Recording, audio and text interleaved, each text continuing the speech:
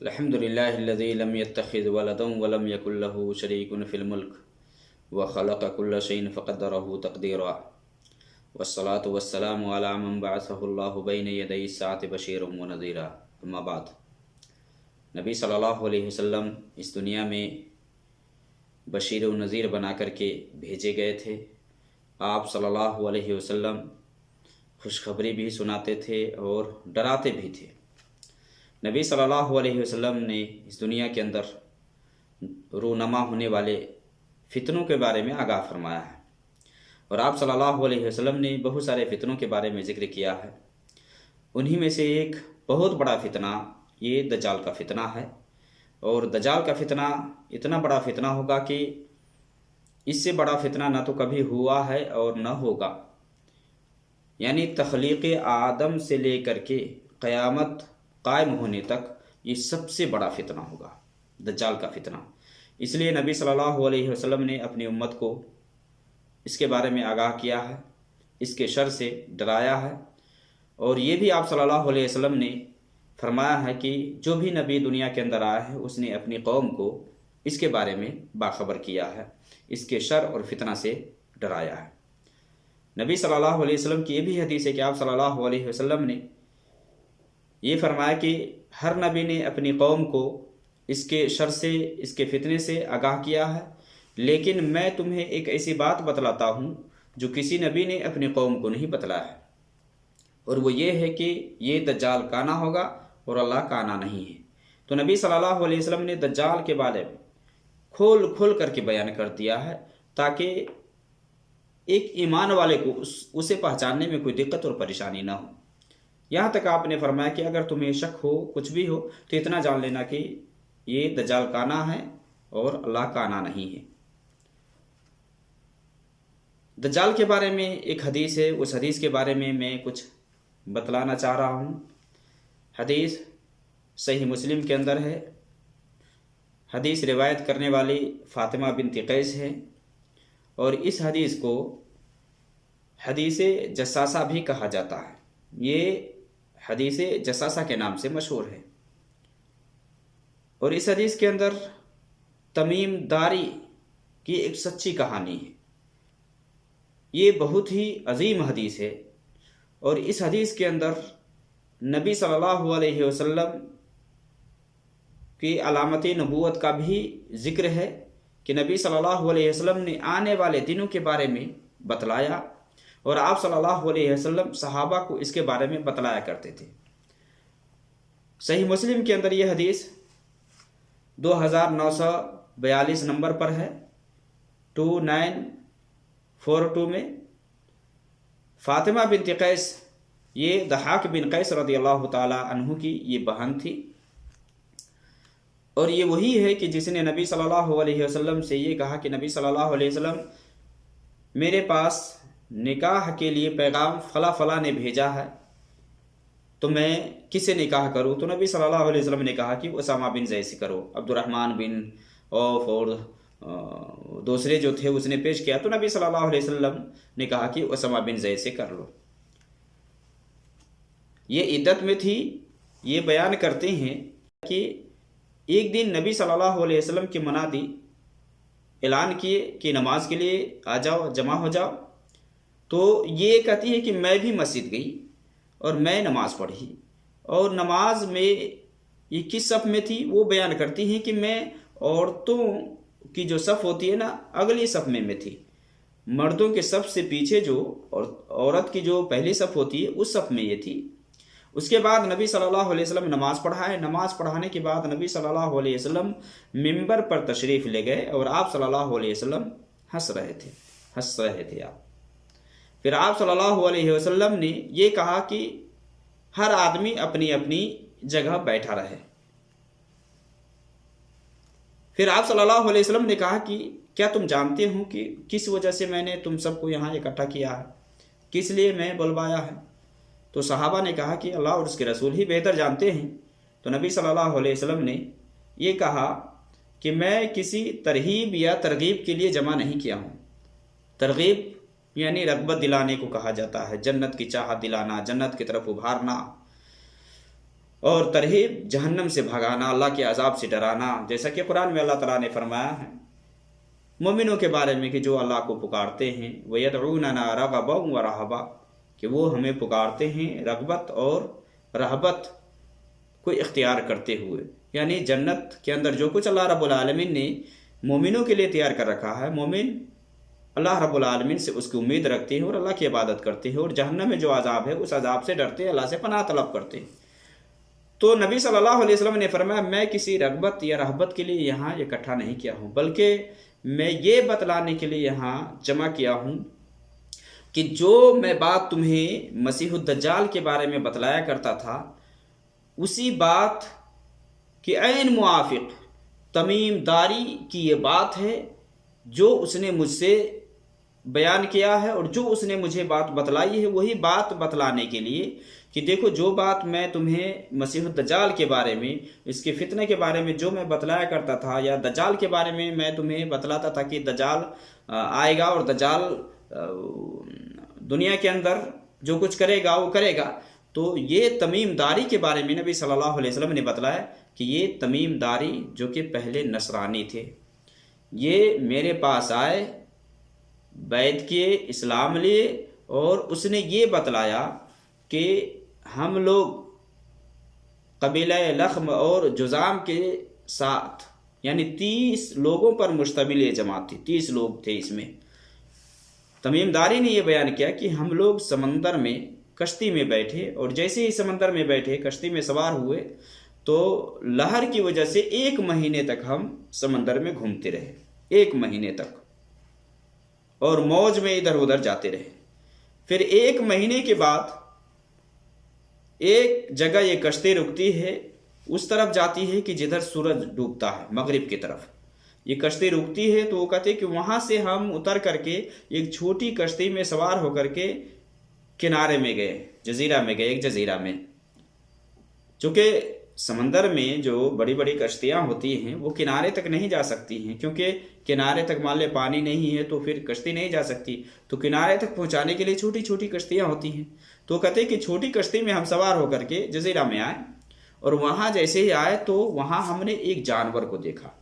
جانور کیسا تھا کہ اس کے اوپر اتنے بال تھے کہ اس کا اگلا پچھلا کچھ بھی نظر نہیں آ رہا تھا، قبول اور دبر کے بارے میں کچھ بھی اندازہ نہیں لگ رہا تھا کہ یہ ہے کیا۔ تو تمیم داری یہ کہتے ہیں کہ ہم نے کہا کہ تو کیا ہے، تو کیا ہے؟ تو اس نے کہا کہ جساسا، جساسا یعنی جاسوسی کرنے والی، یعنی ہم جاسوس ہیں۔ اس نے کہا کہ میں جاسوس ہوں۔ اب جاسوس کیا ہے؟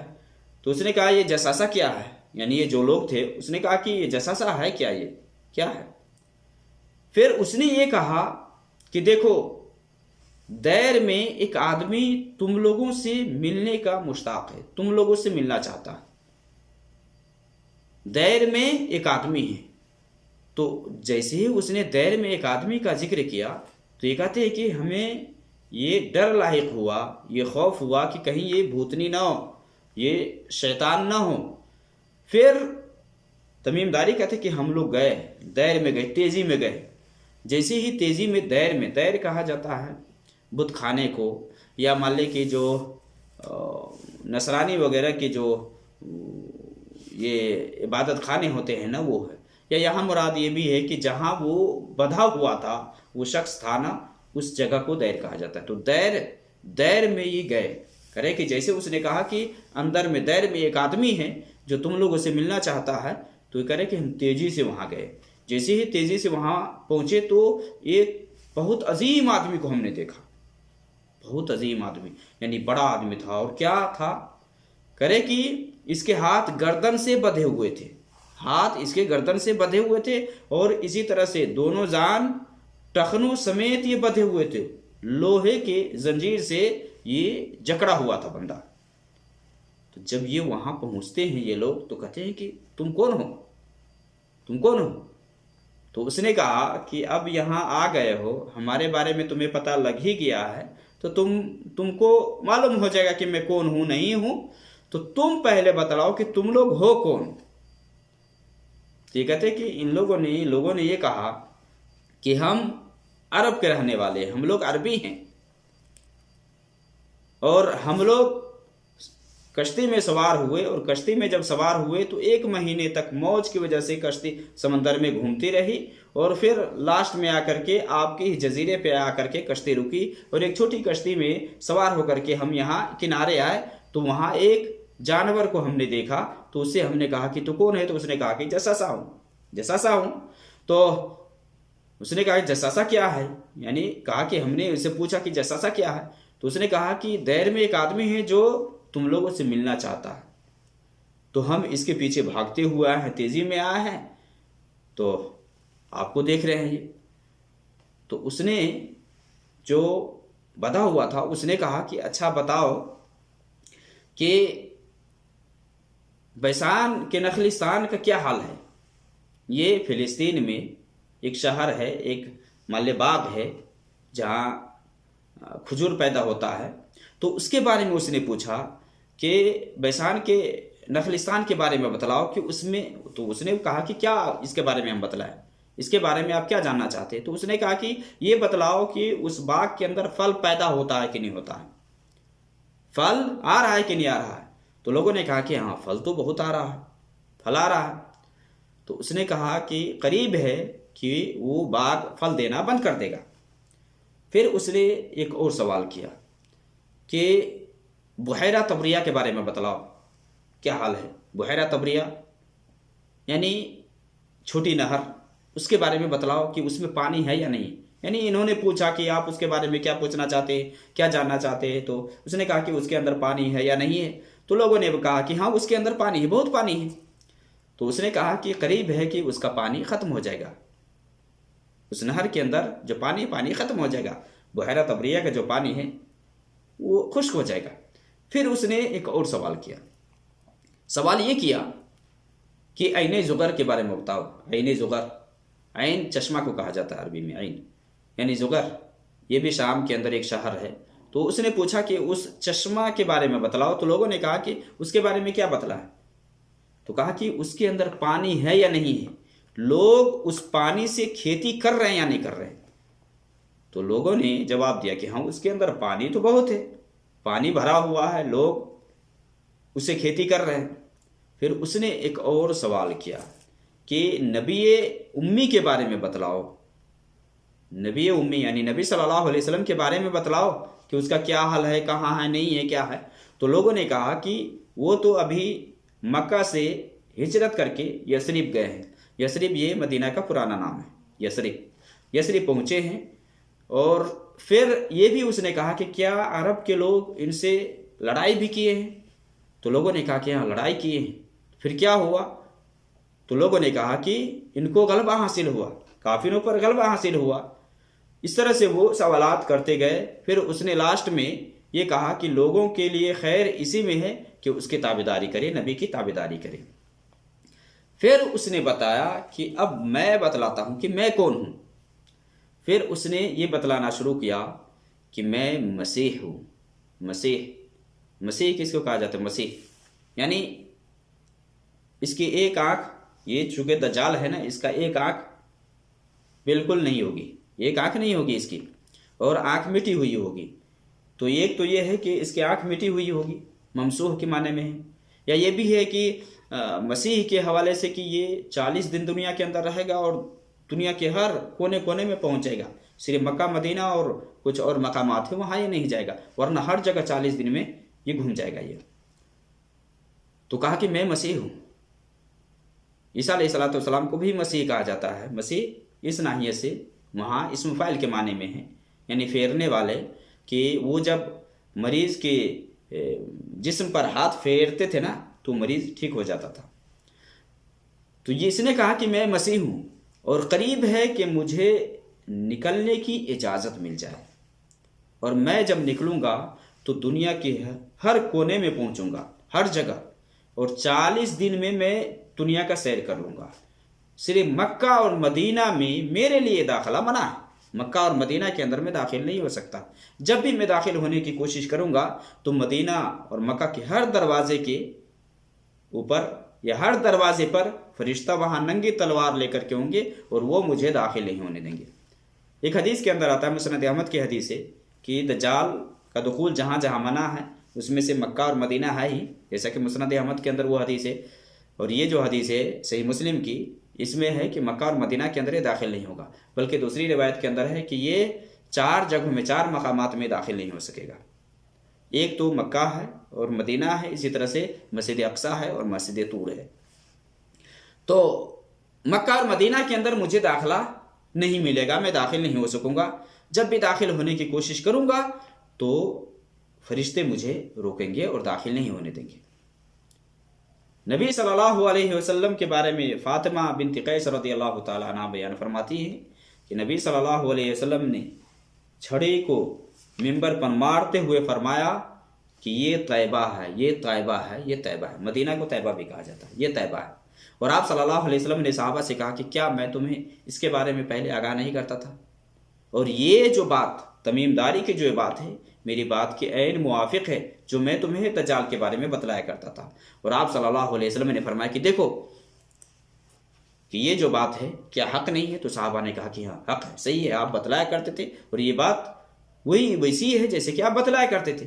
تو آپ صلی اللہ علیہ وسلم نے کہا کہ دیکھو یہ یمن کے سمندر سے یا چاہے شام کے سمندر سے نہیں نکلے گا، بلکہ آپ صلی اللہ علیہ وسلم نے فرمایا کہ وہ مشرق کی طرف سے نکلے گا۔ 3 مرتبہ آپ صلی اللہ علیہ وسلم نے فرمایا وہ مشرق کی طرف سے نکلے گا، یعنی پورب کی طرف سے نکلے گا۔ اور آپ صلی اللہ علیہ وسلم نے ہاتھ سے اشارہ بھی کیا، اشارہ کرتے ہوئے فرمایا کہ وہ مشرق کی طرف سے نکلے گا۔